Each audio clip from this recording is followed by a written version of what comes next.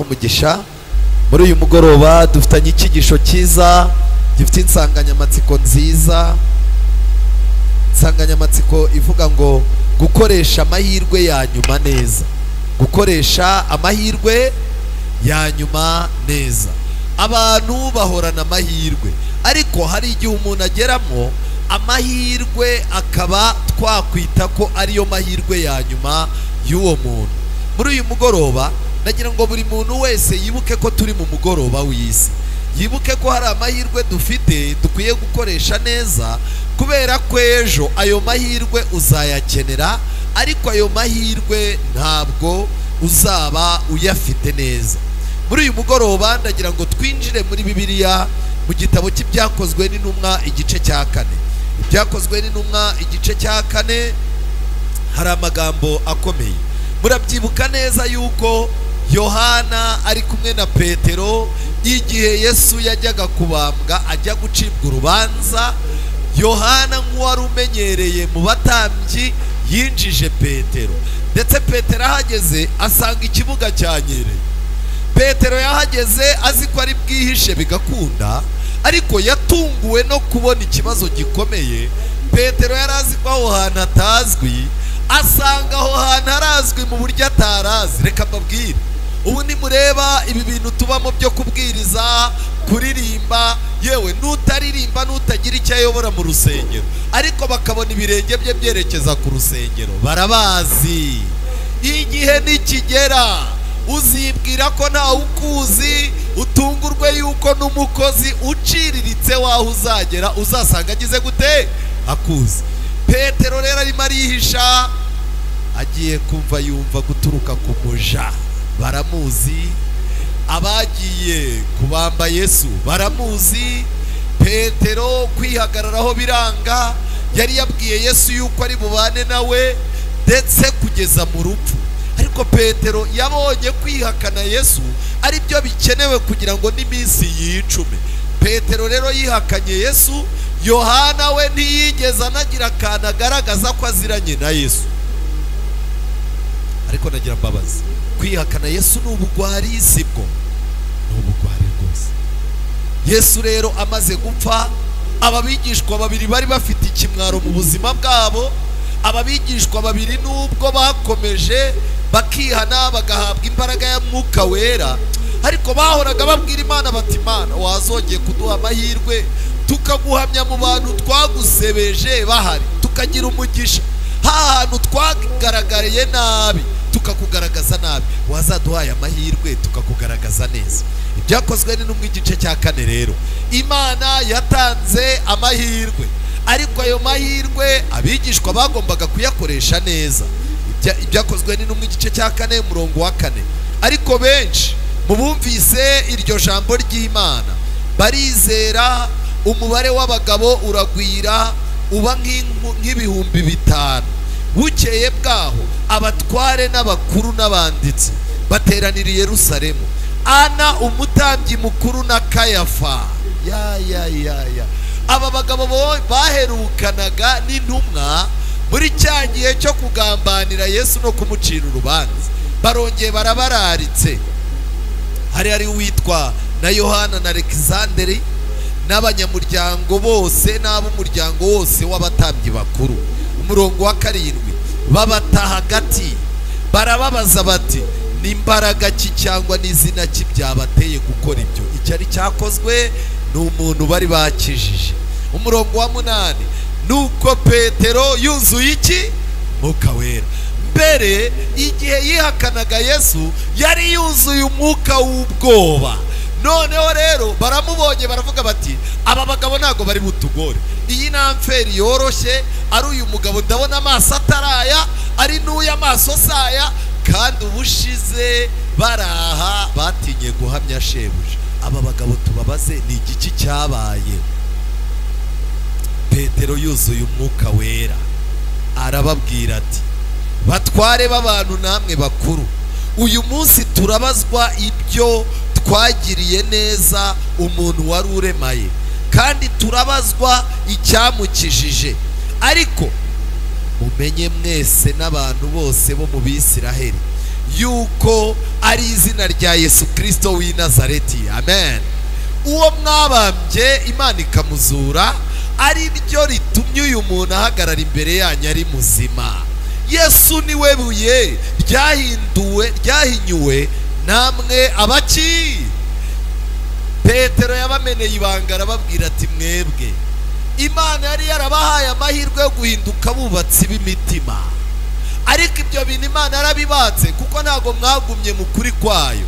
Ubu rero nimwe mwakagombye kuba bubatsi. Rero Yesu yarongeye arabibaka arabyisubiranira kuko niwe buye ryahinyuwe n'abaki n'abubatsi kandi ryahindutse irikomeza imfuruka. Muri uyu mugoroba ndashaka kubwira abantu baraha ndetse n'abashyitsi baraha, ndimo ndababwira ngo niba ushaka imbaraga zo guhamya Imana, niba ushaka gukoresha neza amahirwe Imana izaguha, ukongera guhura n'umuntu wahemukiye, ukongera guhura n'umuntu mwakoranye ibyaha, ukongera gucaho wahemukiye Imana ndetse ukayisebya, ukeneye ibintu bibiri. Icya mbere, Yesu akeneye kukubera ibuye ry'ifatizo. Amen. Icya kabiri, ukeneye umwuka wera ugutera guhamya Imana. Ibyo bintu bibiri biramutse bidahari, uzahora mu kimwaro, wicwe n'ikimwaro, bagushyingurana ikimwaro, ku munsi w'umuzuko nabwo uzazuka n'iki? Bantu b'Imana, nagerageje kureba mu gitabo cyitwa inyandiko z'ibanze, paje 157, haranditswe ngo ku munsi wakurikiyeho intumwa zajyanywe mu rukiko, ba bantu bari barasheze basaba ko umukiranutsi apfa nibo bari bahari. Nta wari wasibye. Abahuruye mu gihe cya Yesu bari basigaye bahurura mu kumena amaraso. Jya witonda umenye ko intambwe uteye ibigutegurira kuzakora ikindi kintu kimeze nk'icyo mu kindi gihe. Ubu hariho umwuka wo guhurura ibintu by'amashyaka ya politike, abantu barimo barahurura mu bintu by'ibirori batazi uko byateguwe. Muze hano dufite akantu k'agapate, urumva hari umuntu w'inshuti yanjye arampamagaye, wajya ko ukabona abantu barimo barisiga ibintu by'amarange mu maso byakoreshwaga n'abapfumu ba kera, ubwo ngo barimo ngo bararya ubuzima, ngo barimo bararya isi. Muri buyimare ujye mwitonda. Iyo uhuru uyu munsi wa mbere uba uri umukandida wo guhurura ku wundi munsi. Ba bantu baraje bwa mbere umukiranutsi witwa Kristo baramubambye, barahuruye barababaza bati none se Yesu witwa Kristo tumugenze gute? Mubambe kandi amaraso ye azaduhametwe n'iki? Ariko uzi guhurura ugasheta n'abana bagukomokaho. N'uyu munsi bari bahuruye nanone, bari bakumbuye kumena amaraso. Bari barumvise Petero yihakana umwami we, bari baramwumvise yivuma kandi arahira igihe bamushinjaga ko ari umwe mu bigishwa be, maze biringira ko bari bwongere kumutera iki? Ubwoba. Nyamara Petero yari yarahindutse. Amen. Noneho Petero ababonye iki? Abasomyi ababonye amahirwe yo gukuraho icyasha cyari cyaramugiyeho ubwo yamwihakanaga afite ubwoba bwinshi, abona n'andi mahirwe yo kwerereza rya zina yari yarakojeje iki? Isoni. Ariko Imana yacu ni nziza cyane. Petero yaravuze ngo uyu munsi ni umunsi wo kubyaza umusaruro amahirwe, aya ni inyarangarana ntayandi azagira gute? Ubundi tugomba kubaho nk'aho uwo munsi ari wo munsi wa nyuma wacu. Tugomba gukoresha amahirwe nk'aya ariyo ya nyuma tugize gute? Tubonye. Nongere mbwire abashyitsi badusuye, kuba ugeze muri uru rusengero ukaba waririmbiwe indirimbo zingana gutya, ukaba urimo kwiga ijambo ry'Imana utuje nk'uko utuje, Imana ikaba yamanuye ijuru kumvura irimo, fatirana aya mahirwe wiyapfusha iki? Ubusa. Nshuti zanjye, aya magambo aratangaje cyane. Petero yatubereye urugero rwiza na Yohana. Niba warakiriye umwami Yesu ukaba ufite imbaraga ya mwuka wera, ni gute ukirimo gusebya Imana muri karitsiye utuye? Ni gute ukinywa inzoga wihishe usebya Imana? Ni gute ukijya mu nzu z'abasore ukajya gusamba? Icyo ni ikimenyetso cyerekana ko ufite ibibazo bikomeye, ushobora kubeshya abantu ko wabanye na Yesu ariko Yesu we atarabanye nawe, birashoboka. Zaburi 78:57 Bibiliya iravuga ngo ahubwo basubira inyuma bava mu isezerano nk'abasekuruza, barangije barateshuka nk'umuheto uhemukira nde? Umuntu ufite umuheto mu biganza aba afite umugambi, aba afite intumbero ashaka kurasaho, kandi akurura amaboko kugira ngo umuheto uze kugera aho ashaka. Ariko iyo afite umuheto wa fake, arafora yarekura ugahita ugwaho imbere. Niko abantu benshi bamereye Imana muri ino minsi. Imana irimo irareba ikabona urugo wavukiyemo, amasomo ya Bibiliya umaze kumenya, uburyo wabatijwe igihe wabatirijwe, ukuntu utunze Bibiliya, uburyo abantu bagufata. Imana ikavuga iti uyu muntu ni umuheto wanjye, nshobora kohereza imyambi yo gukiranuka ikagera ku bantu bose. Wajya gusura umuntu wahagera ugahita utangira ukamazi uti se wumvise BBC yavuze iki? Karabaye turahiye. Ubwo ni umuntu w'Imana ugiye gusura umuntu udasenga, yaniza akamubwira ati ariko mwebwe musoma Bibiliya, ibi bintu bisobanura iki? Erega Bibiliya nayo yarabivuze ariko n'amagayane yarabivuze. Mbega umuheto. Abantu iyo usubiye inyuma, igikurikira Satani agukura mu masezerano. Icya gatatu, utenguha Imana mu bintu byose.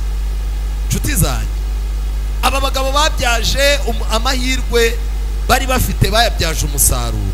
Muri uyu mugoroba nagira ngo twongere twinjire mu butumwa bwiza bwa Yesu ko bwanditswe na Yohana. Hari undi mugabo wagize amahirwe, Mwuka w'Imana mwongorera ko ayo mahirwe agize atazongera kuyabona.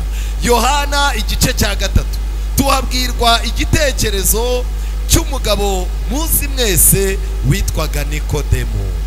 Nikodemo w'umu VIP, Nikodemo w'umunyapolitike, Nikodemo wari umunyadini, Nikodemo wari umunyamafaranga. Ariko reka ngira ikintu mbabwira, uzi umuntu ufite imbaraga muri leta akazigira mu idini akagira n'imbaraga z'amafaranga, aba ari umuntu woroshye?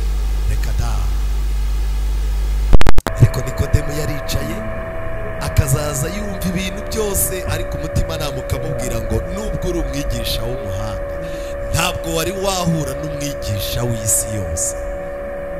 Uzashaka umwanya, amakuru y'abantu bagera kuri Yesu yamugeragaho. Uyu munsi yakoze gutya, yakijije umuntu, noneho yahuye n'abantu bari bagiye gushyingura, ashyira igitura imva umurambo hasi, arawukiza barakira. Umva, uyu mugabo wazamushakiye umwanya. Buriya ni amahirwe kubana n'abantu bakugezaho amakuru y'aho Yesu ageze.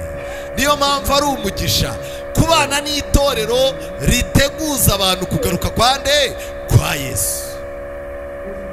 Nshuti zanjye, Bibiliya iravuga ngo hariho umuntu wo mu bafarisayo witwaga Nikodemo, umutware wo mu Bayuda.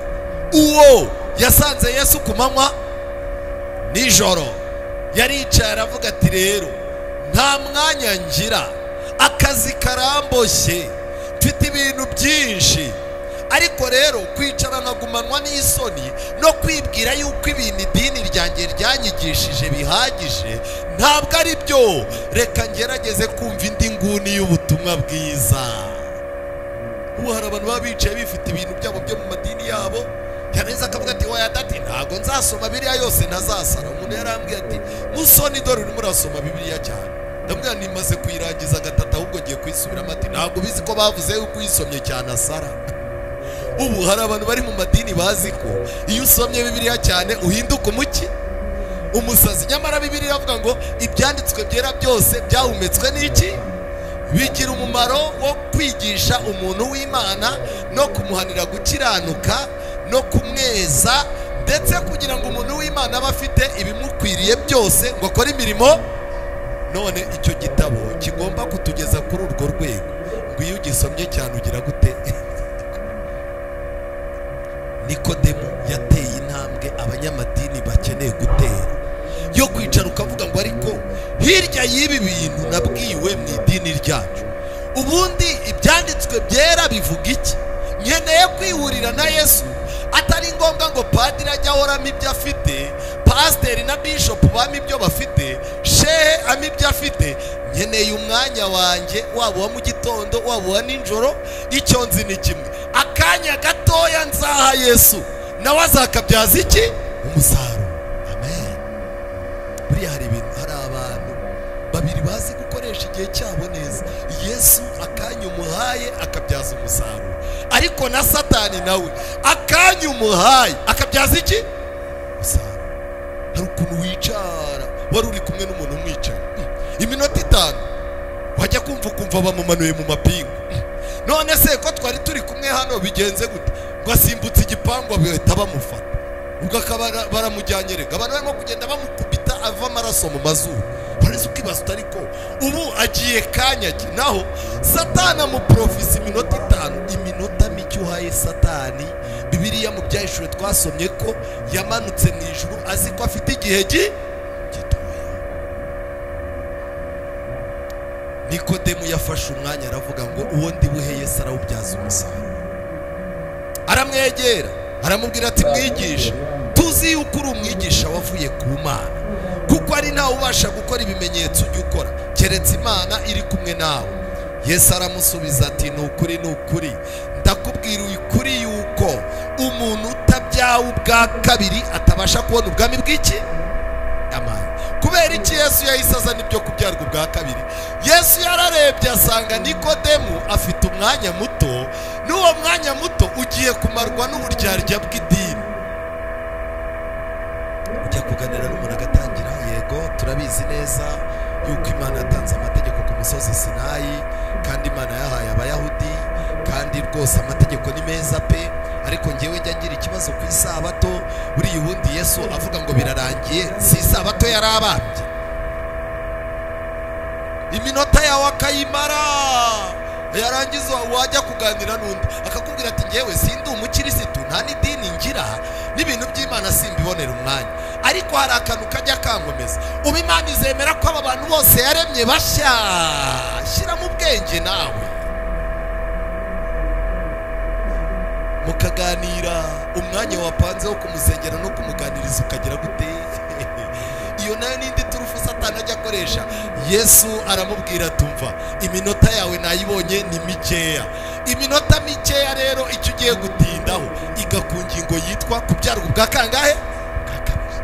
Reka mbabwire, uko isi irimo kutwereka ko dusigaranye igihe gitoya, nubwo kwiga ubuhanuzi ari byiza, ariko nyamuneka iminota mike dusigaje ku isi muyikoreshe mu Rwanda n'ikintu cyitwa kubyarwa ubwa kangahe? Yesu yabyeruye yuko ntabwo abantu bazi amasomo menshi mu mutwe aribo bazahabwa ubwami bw'Imana. Ntabwo hano yavuze ko abantu bagaburira abashonji cyane aribo bazahabwa ubwami bw'Imana. Ntiyigeze avuga yuko abantu bikubita bakiyiriza ubusa inshuro 40 mu kwezi aribo bazabona ubwami bw'Imana. Yabishyize mu ngingo yitwa kubyarwa ubwa kabiri. Nongere mbabwire mu mugoroba w'isi, rwana intambara akanya gatoya uzaza ubonana na Yesu, gerageza agusobanurire kandi aguhindura icyaremwe gishya, kuko nta gihe dufite. Nikodemu aramubaza ati mbese umuntu yabasha ate kubyarwa akuze? Yakongera agasubira mu nda ya nyina akabyarwa? Yesu aramusubiza ati ni ukuri ndakubwira yuko umuntu utabyawe n'amazi n'umwuka atabasha kwinjira mu bwami bw'iki? Noneho Yesu abikuye muri logike yo hejuru arabizanye. Kwinjira mu bwami bw'Imana, icya mbere umuntu agomba kubyarwa n'amazi akabatizwa mu mazi menshi. Icya kabiri ni uko umuntu agomba kubyarwa n'umwuka w'Imana, kuko umwuka w'Imana mbere na mbere Imana irema ijuru n'isi, isi yari idafite ishusho, umwuka w'Imana yagendagendaga hejuru y'iki? Hejuru y'amazi. Iyo rero Imana ihuye n'umunyabyaha irabanza ikamureba ikabona nta shusho afite. Umwuka w'Imana niwo wihanisha umuntu akamushyira ku kigero Kristo amwifuzaho. Ibyo iyo bitabaye uzahinduka umunyedini, uzahinduka umuntu w'igikomerezwa, mu rusengero bazagukomera amashyi bitewe n'amafaranga winjiza, ariko uzaba ufite ikibazo mu ijuru ku izina ryawe ritanditswe. Uyu mugabo Nikodemu yagize uruhare rukomeye. Amaze kuganira na Yesu, Nikodemu yabwiye Yesu ngo ibintu nyigishije ngiye kujya kubishyira mu bikorwa kandi nzarwana nabyo. Abigishwa baribajije se umwanya wa Yesu nupfuye ubusa, uyu mugabo ubwiwe kubatizwa akaba adahise agenda ngo abatizwe, uyu mugabo ubwiwe ibyo kubabarirwa akaba atabisabye imbabazi, ubu iki kiganiro ntigipfuye ubusa? Reka ngire ikintu mbabwira, mu gihe mukeka ko Imana irimo gupfusha igihe ubusa, Imana iba ifite umusaruro icyo kintu kizabyaha. Reka mbaho urugero, tujya dukora amateraniro hano mu Mibyizi, abantu bakanga kuza, hakiyizira abakecuru, hakaza abandi bantu bafite ibibazo, kugeza ubwo umwigisha aramutse adafite umwuka w'Imana ashobora gucika intege akababwiriza nyine uko yagomba kubwiriza abantu 2000, ntaba ariko abwiriza abantu 30. Ariko muri bya bihe by'akaga, muri bya bihe byagoye itorero, abantu barimo kurisohokamo ngo ubuhanuzi bwasohoye, usanga ba bakecuru aribo barimo gusengera itorero, aribo barimo kuzenguruka basura abantu, usanga ba bakecuru aribo barimo kukwibutsa amasomo wababwirije, bakubwira bati mukozi w'Imana turagusengera ugume mu byimbo. Amen. Ababyeyi mwe muri aha, nubumburira umwana ibyanditswe ukabona arimo arakina, ntibizaguca intege. Imana ibifite igihe ibyo bintu izabibyaza iki? Nikodemu aragiye, abigishwa ntibongeye kumubona, Yesu ntiyongeye kumubona, ariko Nikodemu nawe ayo yari amahirwe ye ya nyuma yo guhura na Yesu. Niki cyabaye rero? Mu rupfu rwa Yesu, Nikodemu yakoze akazi abigishwa batari gukora. Igitabo cy'ibyakozwe n'intumwa, paje 68. Aya magambo arakomeye, ni icyigisho cya 11 cyitwa ubutumwa bw'izi Samariya. Muri iki gihe cy'akaga, Nikodemu yagaragaje adatinye ko yizera umukiza w'abantu. Nikodemu yari umwe mu bagize urukiko rukuru rw'Abayahudi, kandi we kimwe n'abandi yari yarakangaranijwe n'inyigisho za Yesu, kubera ko yari yariboneye imirimo itangaje y'umukiza. Yari yaremeye mu mutima we ko Yesu yari uwatumwe n'iki? Imana.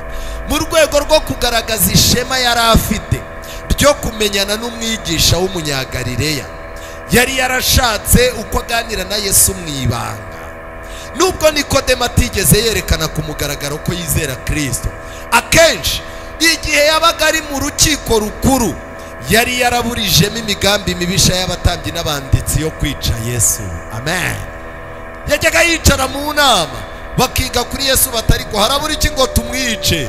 Nikodemu akabahamagara ati harya amategeko yemera ko twica umuntu tutaramwumva? Barangiza bati se uriya mugabo twabonye uvuga ibintu bikomeye, nitumuhamagara tukamuzana akadusobanurira ntituzihana? Mwikwirirwa mu muhamagara. Nikodemu niko yajyaga akiza Yesu, kugira ngo Yesu atazicwa n'urupfu rusanzwe, igihe cye gisoye nikigera azaba mbwi Karuvari ku musaraba. Arimo arakora akazi, ntarimo kugakora. Imana ifite inyenyeri zayo, ifite abantu baturusha ubutwari, badafata umwanya ngo bavuge, bakora mu rusengero ariko ntibashake kumenyekana. Imana ishaka ko bazagaragara mu gihe cy'umwijima. Imana ibitse inyenyeri zizamurika mu gihe izindi nyenyeri zizaba zishimirwaga zizaba zirimo kugira gute? Zirimo kuzima. Ndashaka kuvuga ngo Imana ibitse abantu izakoresha mu gihe ikorosi riri imbere rizakatana abantu, bamwe bakajya mu biganza by'isi, abandi bakajya mu biganza bya Kristo. Nibwo Imana izagaragaza abantu bayo. Ariko iki gihe turimo ni igihe cyo kwibikamo ubuntu, ni igihe cyo kubika ijambo. Akanya gato ubonanye na Yesu kakabyaza umusaruro. Ibyo bintu waganiriye na Yesu bishobora kubyara umusaruro mu mwaka umwe, imyaka 2 cyangwa 3. Byagenze gute? Igihe Yesu yari amaze gupfa, ari kumwe na Yosefu wo mu mujyi wa Arimateya, uyu nawe yari umukire, ni Nikodemu wamwiyigishirije. Niba uri umukire ukaba ufite undi mukire muhura, ntabwo ari ngombwa ngo azahinguke no ku rusengero. Mwimuriremo Imana gake gake kugeza igihe azakora ibyo abantu b'Imana basabwa kugira gute? Gukora. cyabaye ni iki? Nikodemu yatanze ibyakoreshejwe mu gushyingura Yesu. Abigishwa bari baratinye kwigaragaza ko ari abayoboke ba Kristo, nyamara Nikodemu na Yosefu baje ku mugaragaro batanga ubufasha bwabo. Nibo bagiye kumanura Yesu ku musaraba, nibo babwiye Pilato bati umuntu wabambwe ni umwami wacu. Aranje ati narinzi ko ari umwami w'inzererezi, burya afite n'aba-VIP bamwumvira. Imana si Imana y'abakene gusa, ni n'Imana y'abakire. Nshuti zanjye, ubufasha bw'aba bagabo bakize kandi b'abanyacyubahiro bwari bukenewe cyane muri iyo saha y'iki? Y'umwijima. Uko turimo kugenda twinjira mu isaha y'umwijima, itorero rikeneye abakire baryitangira, bataje gutanga amafaranga ngo bayagire turufu yo gukubita gahunda, ahubwo amafaranga bakayazana kuko twinjiye mu isaha y'umwijima. Ariko mwiriwe muremera ko twinjiye mu isaha y'umwijima? Yego. Hari amagambo ngiye kubasomera yanyumije. Igitabo cyitwa Ibibaho mu minsi y'imperuka. Ubu ni ubuhanuzi mugomba kwitondera. Ingingo yitwa gukiranuka mu cya 10 n'amaturo, paje 52. Abafite iki gitabo haranditswe ngo isezerano rishya ntiryavuguruye itegeko ryerekeye icya 10, nk'uko ntacyo ryahinduye ku itegeko ry'isabato, kubera ko agaciro k'ayo mategeko yombi katigeze gahinduka, ndetse n'ibyo asobanuye mu bya mwuka bikaba bigize gute? Byumvikana. Niyo mpamvu murimo kubyina insinzi ngo barimo barakuraho gahunda yo gutanga icya 10. Abantu barimo barohererezanya impano bati kabaye akaba abapasitoro b'abanyenzara, n'ubundi amafaranga twari twarayabuze, nzongere numve yanduru y'amatangazo y'itorero. Bahereye ku mafaranga, ejo bazajya ku isabato, kuko Satani arabizi yuko itegeko ry'isabato n'iry'icya 10 byaturutse mu kanwa k'umugabo umwe, kandi ikigenderewe ni uko akanwa kavuga ibikomeye kagomba kurwanya abera bisumba byose. Yego, hari ikintu rero nagira ngo mbabwire kiri munsi y'aya magambo mbasomeye. Hasi baranditse ngo uko iherezo ry'ibihe ryegereza, niko ibikenewe mu murimo bizakomeza kwiyongera. Harya ubwo turareka kuyatanga? Turayatanga. Leta Zunze Ubumwe za Amerika zifite ubukene. Ubuhanuzi butwereka ko igomba gukena igafashwa n'umukire utazwi.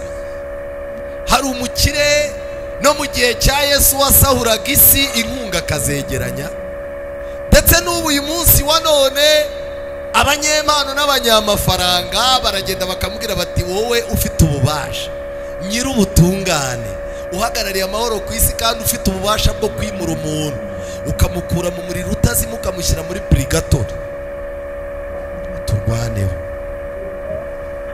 Uwo afite amafaranga. Igitabo kimwe cyitwa Abatware b'ikibi havugwamo yuko banki zikomeye zo muri Leta Zunze Ubumwe za Amerika zatangijwe n'amatsinda akomeye y'ubucuruzi y'abajesuite. Mu magambo make, Amerika nta mafaranga igira. Amerika irorora, niyo systeme yo minsi y'imperuka. Ni ugufata amafaranga yawe ukayakubita musoni nkagura imodoka nkabyibuha nkarya, umuntu yazaza ndeba akambwira ati musoni komereza wowe warakize ufite amafaranga ipusi itasimbuka, ariko wanyegera nkarira ukambaza uti musoni urarizwa n'iki? Akubwira ni n'inzu igiye kugenderamo, nagize ibibazo mpomba miliyoni 100, none n'inzu ya senkani nabagamo bagiye kugira gute? None musoko twari tuzi ko amafaranga ari ayawe. Hoya ndumworozi. Amerika n'umworozi. Amerika irakennye rero.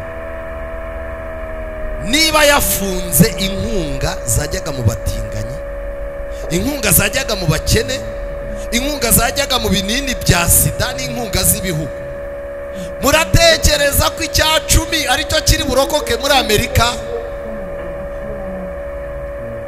Murimo murabyina mbere y'umuziki, mwitonde. Satani yagiye kuzana ikigeragezo, kubanza kwerekana uruhande rwiza rwabyo. Nongere mbibabwire, mu gihe cy'umwijima nibwo Nikodemu yazanye amafaranga. Mu gihe itorero ririmo kwinjira mu bibazo bikomeye, aho abantu barimo guhabwa impamvu z'uko gutanga ntacyo bimaze, umurimo warangiye, nicyo gihe cyo kuzana amafaranga yawe ku gicaniro.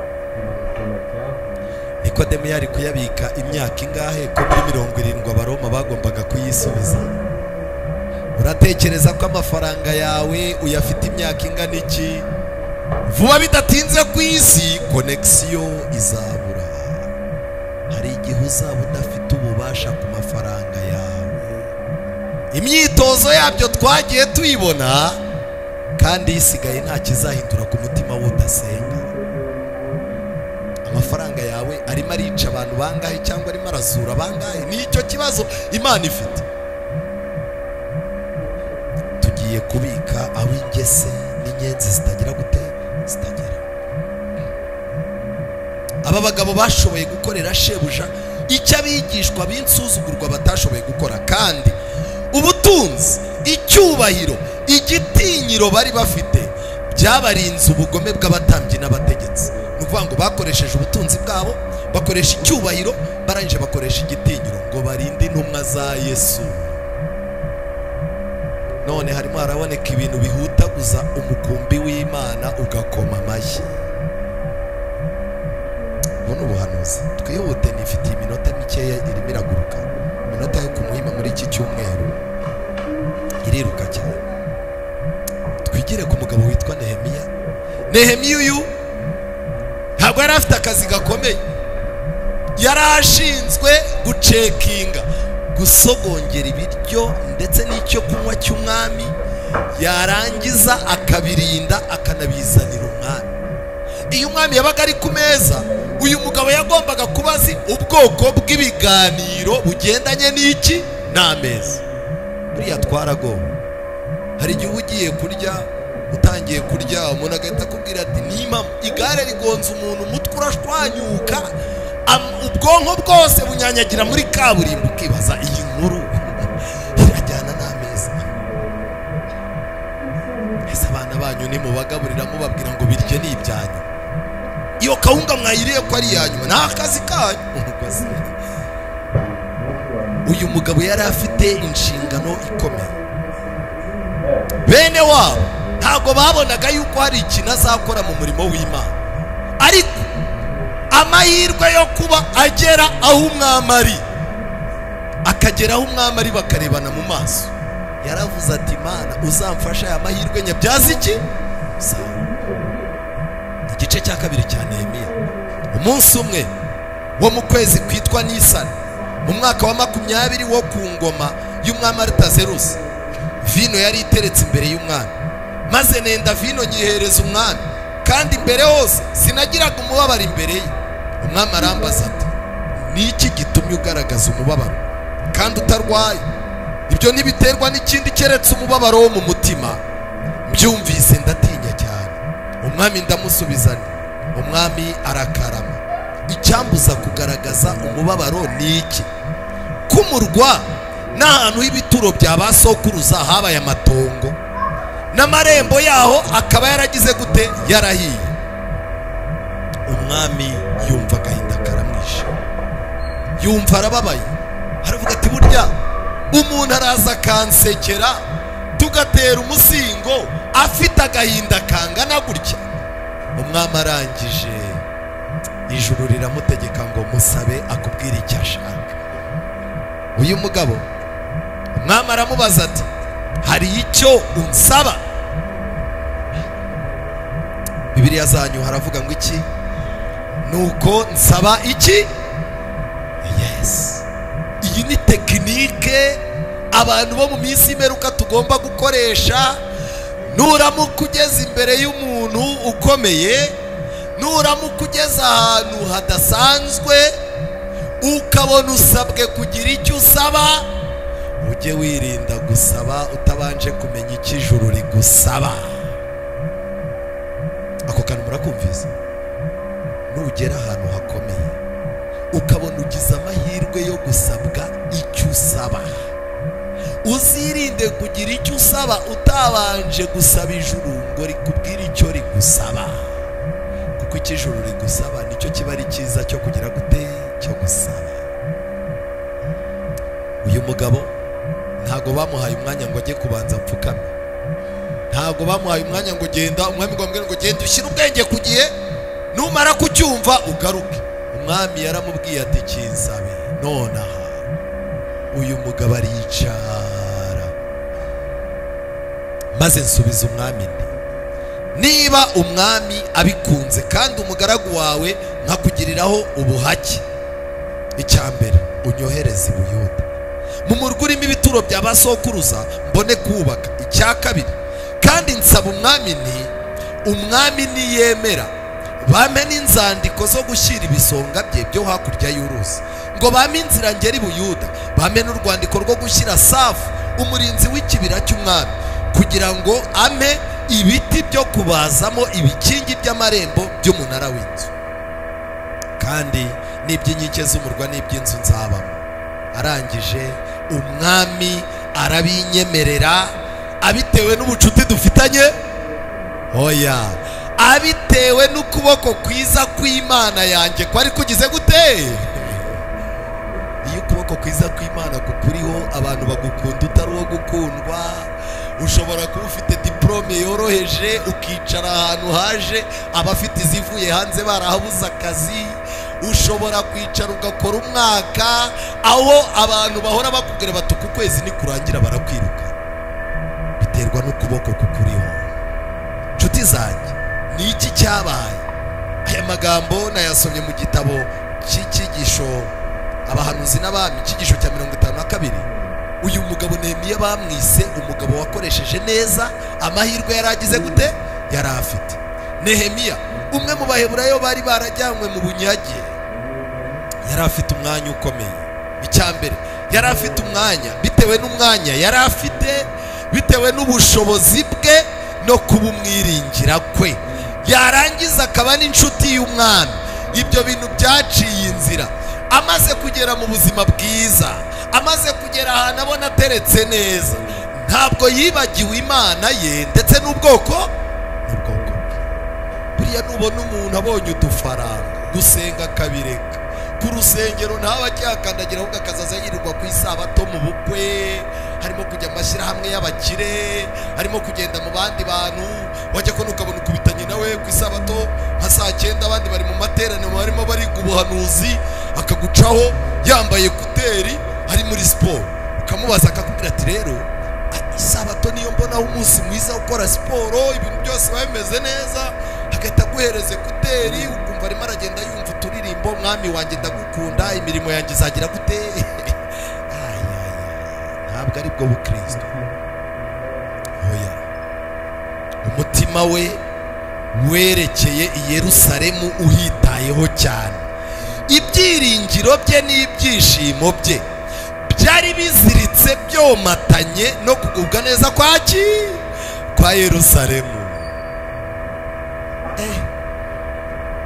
Ubu wababwira umubare w'abantu barimo kuzamura amazu y'ibitabashwa, insengero z'iwabo zarafunzwe. Iki ni ikimenyetso cy'uko ubuzima bwawe na Yerusalemu n'Imana bitazirikana. Nihuta, isengesho yakoresheje amagambo akomeye kuvuga uko Yerusalemu hari hameze, byabyukije impuhwe z'umwami, ariko ntibyatuma agira urwikekwe. Yabajije ikindi kibazo cyahaye Nehemiya andi mahirwe yari amaze igihe kirekire ategereje. Ugomba guhora utegereje amahirwe y'Imana, warateganyije ko ubonye ayo mahirwe wayabyaza umusaruro. Ubonye amahirwe yo kubona amafaranga, ni iki wakorera inzu y'Imana?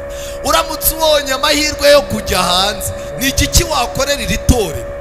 uramutse ugiye Dubai wowe niki wakorera itorero? Anasigaye ajya agahita yifotoza ifoto, yarangiza akaza ku isabato mwahura agahita akubwira ati shahu nabonye etaje. None se wari ugiye mu byari binanaragiye kurangura kandi ubwo muri mu rusengero murimo murashya vandarateri? Ndatekereza ko Dubai no mu Bushinwa ariho zigura makeya.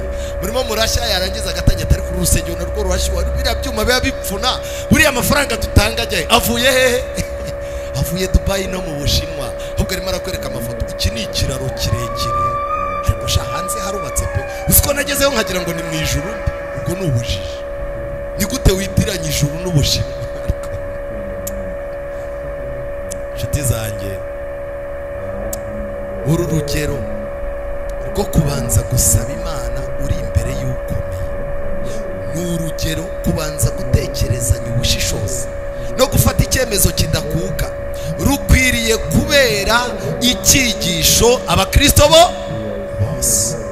Ntabwo abana b'Imana bagomba gusengana kwizera gusa, ahubwo bagomba no gukora badakebakeba kandi bagakorana ubushishozi. Abadivaniste tugomba kuba turi abantu bafite ibyangombwa byose Nehemiya yari afite, kugira ngo tube mu isi tutarabizi, ariko twitoze no gukorana n'abayobozi b'inzego za leta. Nese umuntu umuyobozi w'umurenge niba mutikurana byeri, ubwo urumva bazakubwira ngo jya kutuvugira badufungiye urusengero ujyeyo, uzahita ugutewe ya ntago najyayo, muzohereze pasiteri niwe ubihemberwa. Mwadusibiye amayira. Hari abantu bari mu makaye y'abanyamyenda ku mirenge bambuye abantu, hari abashinze amashyirahamwe y'abaringa, hari abashinze ibimina by'abaringa barya abantu. Barangiza ngo njye ngo ndi umudivaniste, umuyobozi ahita akubwira ati muri abesko nimutubabarire mwisebye Imana. Nshuti zanjye, hari abakristo benshi bafata ku bushishozi no kugira umwete udacogora bisa naho bidafitanye isano n'iyobokamana. Nshuti zanjye, muri uyu mugoroba ndagira ngo mbabwire undi mugabo wakoresheje amahirwe. Paulo ndetse na Sila barafunze. Muri iyo gereza barimo ikibazo kiravutse. Ikibazo kivutse ni iki? Bazanye Paulo na Sila babahaye umusirikare. Umusirikare arabafunze, amaze kubafunga arabakubise. Amaze kubakubita arabafungirana cyane. Byakozwe no mu 16:23. Barangije bigeze ninjoro, Paulo na Sila barasenga bararirimba. Bamaze kuririmba izindi mbohe zirabumva, ariko muri uwo mwanya habaho igishyitsi. Kubera iki? Ushobora byose yaraje kureba abana be bamusabye ngo abashoborere byose. Umuntu wese utabaza Imana ntizamutererana. Umurabyo ibiki byose byarakubise, iminyururu iradohoka. Uwo murinzi wa gereza arakanguka, abonye inzugi zikinguye aravuga ati abanyururu bancitse. Itegeko ryavugaga ko umunyururu yagucitse ujya mu mwanya we, igihano yahanwe ni wowe ugihabwa.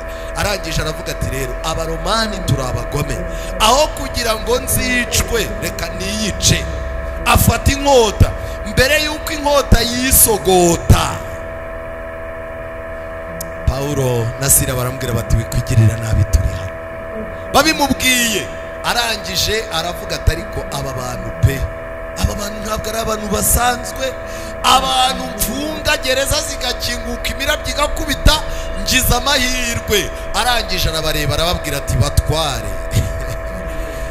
Arasohoka arababaza ati batware nkwiriye gukora nte ngo nkire? Yari afite ibibazo, yahoraga afunze abanyururu, nta mwanya yabonaga wo kwita ku gakiza n'ubuzima bwe. Arababwira ati nkora iki kugira ngo nanjye nkire? Baramusubiza batumva wa mugabo we, aya ni amahirwe ya nyuma, reka tugufashe. Bafashe ibibwirizwa bagombaga. Reka mbabwire amagambo Filipo yaganiriye n'inkoni ntabwo angana nayo babwiye umugabo. Bamubwiye amagambo make. Icyambere, izera umwami Yesu urakira ubwawe nabo mu rugo rwawe, kuko uyu mugabo yari yarazengereje abo babana. Cyari ikintu cya mbere. Icya kabiri, bamubwira ijambo ry'umwami Yesu. Kubwira umuntu kwizera ariko ntabone umwanya wo kwiga Bibiliya, uwo muntu aba ashobora kuzaza mu byo kwizera ariko akongera akagwa. Bamaze kumubwira ijambo ry'Imana, bari mubwirana n'abo mu rugo rwe mu gicuku cy'iryo joro. agakomeza kubona bamubwiriza ibisebe byabo bivamo amaraso, umutima nama we wari wakangutse watangiye gukora, yibuka ko ari we wabakomerekeje. Bibiliya iravuga ngo abuhagira iki? Inguma. Ni gahunda y'Imana yuko abantu wahemukiye mu gihe uri mu rugendo rwo kwihana, ni gahunda y'Imana ko ugomba gusaba imbabazi abo wahemukiye, abo wakomerekeje ugomba kubomora, kandi abo wazengereje ugomba gutuma baryama bakaruhuka. Amaze kubomora ahera ko intambwe yari isigaye ni iyihe?